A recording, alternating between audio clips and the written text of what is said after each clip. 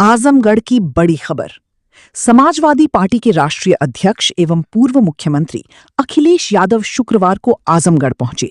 उन्होंने सिधारी क्षेत्र में पूर्व मंत्री चंद्रदेव राम यादव के आवास पर आयोजित एक वैवाहिक समारोह में शिरकत की। इस दौरान अखिलेश यादव ने मीडिया से बातचीत में प्रदेश सरकार और भारतीय जनता पार्टी पर जमकर हमला बोला। उन्होंने राम मंदिर से जुड़े कथित चंदा और दान सामग्री विवाद को लेकर सरकार की कार्यशैली पर सवाल उठाए और कहा कि जब इतनी महत्वपूर्ण जगह पर व्यवस्था पर सवाल खड़े हो रहे हैं तो प्रदेश की अन्य व्यवस्थाओं की स्थिति का अंदाजा लगाया जा सकता है। अखिलेश यादव ने प्रदेश में बढ़ते भ्रष्टाचार, अस्पतालों में दवाओं की कमी और आम जनता की परेशानियों को लेकर भी सरकार को घेरा। उन्होंने पंचायत चुनाव और वन नेशन वन इलेक्शन के मुद्दे पर भी सरकार की नीतियों पर सवाल उठाए। उन्होंने दावा किया कि 2027 के विधानसभा चुनाव में जनता बदलाव करेगी और समाजवादी पार्टी की सरकार बनने पर विकास कार्यों को नई रफ्तार दी जाएगी। कार्यक्रम के दौरान बड़ी संख्या में कार्यकर्ता और समर्थक मौजूद रहे और पूरे क्षेत्र में उत्साह का माहौल देखा गया। तो ये थी आजमगढ़ से बड़ी खबर। बनी रही हमारे साथ। जो वैवाहिक कार्यक्रम है उसमें मैं शामिल होने आया हूँ। जी। और मंत्री जी का कोई परिचय नया नहीं है जी। आपके बीच विधायक रहे, मंत्री रहे जी। और लंबा उनका राजनीतिक और सामाजिक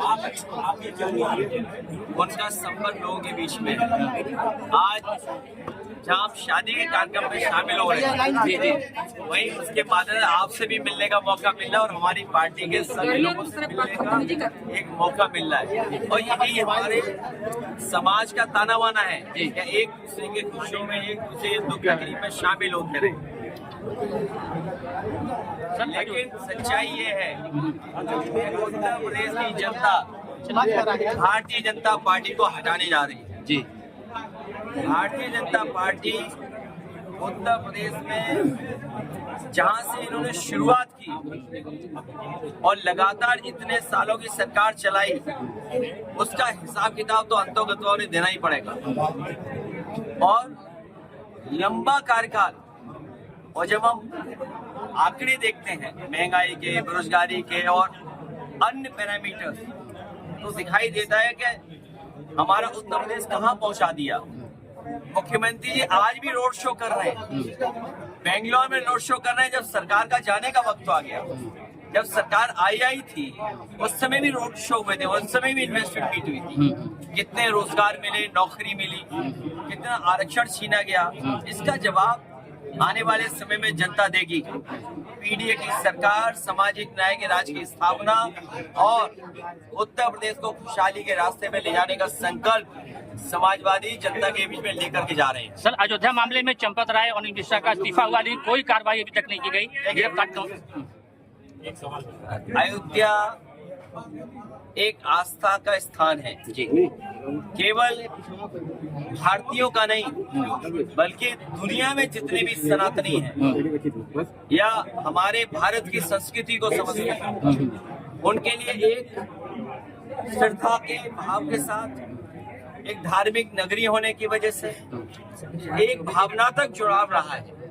और ये जो खबरें आई हैं और जो जानकारी सूचनाएं मिल गई और सरकार को झुक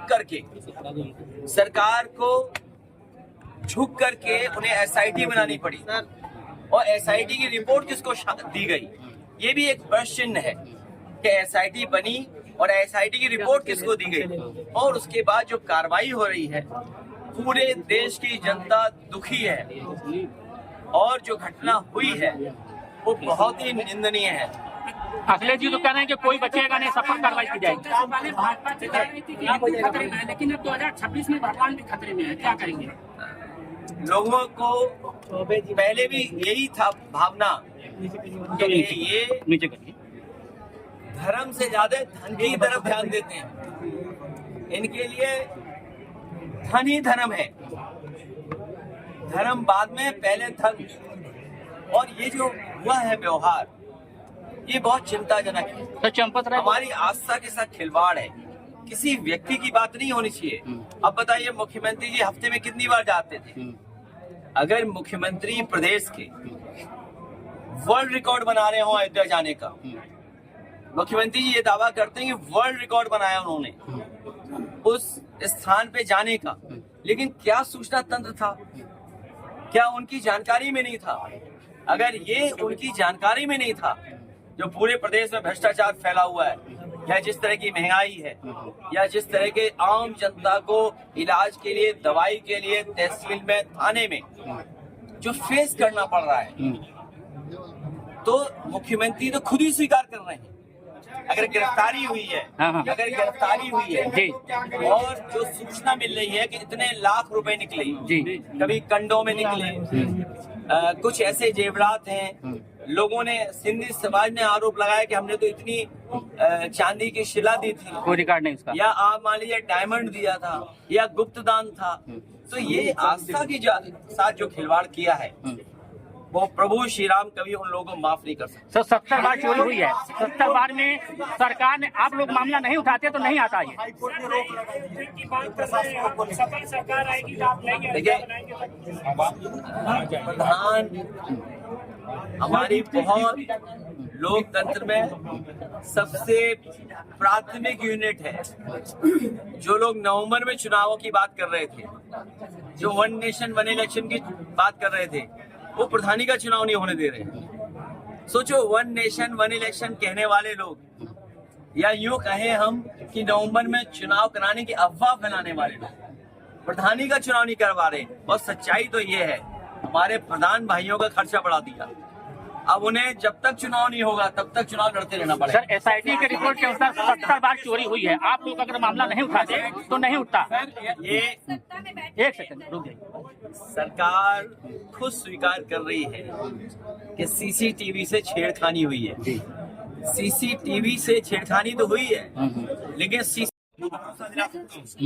कि अगर वर्ल्ड क्लास एक्सप्रेसवे बनाने का काम दिया था, समाजवादियों ने एक दिशा दी थी विकास में, अन्य काम भी दिए थे।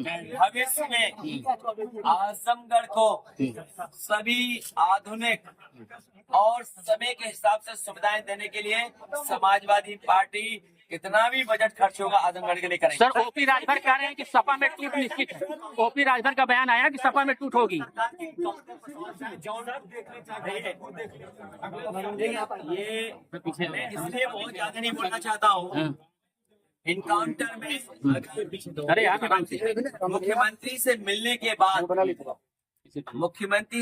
के बाद अगर कोई परिवार की बहन संतुष्ट नहीं है, अगर वो बहन संतुष्ट नहीं है, इसका मतलब सरकार पे भरोसा नहीं है। उस बहन के साथ साथ लाखों लाख हमारी माताएं बहनें, उनको भी भरोसा नहीं होगा। ओपी राजभर के सर बयान पे इनकाउंटर इसलिए करते हैं जिससे अपना दबदबा बना दें और कानून व्यवस्था में कोई बहस ना कर पाए। ये झूठे इनकाउंटर में न जाने कितने पुलिस वाले जेल गए हैं, और पुलिस वाले जब जेल जाते हैं उनके साथ ना सरकार खड़ी होती है ना कोई और खड़ा होता है। दिशा की बैठक में आजमगढ़ में जिस प्रतिनिधियों से मिला नहीं गया, वही जीआरएस में आजमगढ़ नंबर 1 है। दिशा की बैठक छोड़ के चले जाते हैं अधिकारी यहाँ से। अब अधिकारी काम करेंगे, समाजवादी सरकार आएगी। सर ओपी राजभर के बयान कुछ कहना चाहेंगे, जो उन्होंने कहा कि समाजवादी पार्टी में टूट निश्चित है। ऐसा है, टूट कौन रहा है, और अभी बहुत सारी ऑडिट होनी है। आप तो पत्रकार हैं, आपके पास तो केवल एक कैमरा और एक ये है, क्या बोलते हैं, आईडी माइक है। जी जी, लेकिन आप नहीं तय करते हो चलेगा क्या? आप तय करते हो क्या? नहीं हम नहीं ऊपर। हाँ, आप नहीं तय करते। तो ये बात स्वीकार कर ली। केवल यूट्यूब वाले ठीक है हमारे, उनका लाइव है एकदम। जैसे इनका कंट्रोल कोई और है, तो उसी तरह वहाँ भी कंट्रोल कोई और है। अच्छा, राजभर के कंट्रोल कहीं और। आपने कहा था कि हमारी महिला विधायक कहाँ है? आपने कहा था जिसका गाना उसी का गाना। जी जी वो खुद ही स्वीकार कर रहे हैं पार्टी कहाँ है उनके पास। सर किसी और की भाषा व्यवहार पढ़ने, और देखिए बीजेपी कितनी होशियार है, इनका जवाब एक सेकंड सर, ओपी राजभर आपने जरूर नहीं, कितने समझदार ने जो सवाल पूछा है। अरे इतने ही समझदार वो होते हैं बीजेपी चाहती है कि किसकी बार्गेनिंग पावर का प्रयोग कर ली। अब वो बार्गेनिंग पावर खत्म करने के लिए उन्होंने वो चेहरे आगे कर दिए, क्योंकि अब भविष्य में किसी दल के साथ जा नहीं सकते, मजबूरी में बीजेपी में रहना पड़ेगा, और बीजेपी जो कहेगी वो स्वीकार करना पड़ेगा।